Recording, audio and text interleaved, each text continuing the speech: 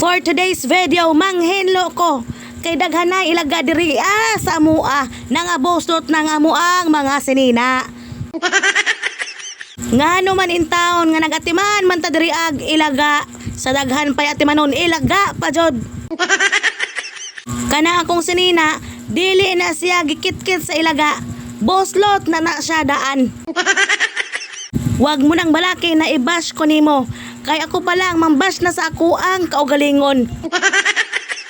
Basig makaingon ka na wala na ba kailain suoto na sinina nga anong inanaman na imong gusuot na sinina nga anong buslot man.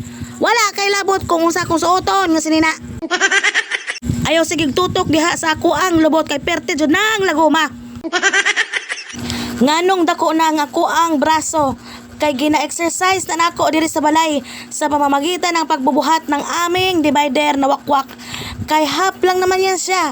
Wala na yung kalahati niyan kay sinira ko na yan. Kay kulang na lang yung nag-iisang daga dito sa amin. Hindi man ako na-inform no. Magkakapamilya na pala siya. Tanawa ang crayon sa ako ang anak. Gikit-kit sa ilaga. Makabaws lang ko. Kit-kiton pud ako ng ilaga.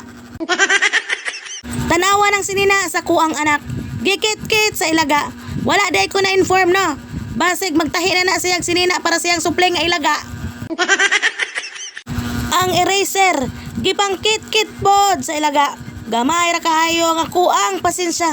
Pakit-kita pod ko sa inyuhang langs be. Ilaga. Share ko lang na halukay ko lang dito ba kay naglimpyo man gud ko no. Tanawa ng mga tambal diha ba. Dili jud pwede na dili na nako pa-check up na ako mga bata. Kay mga hubakon be. I-reveal na ko ang amo ang bill sa amo ang kuryente no. Sukad nag-aircon me.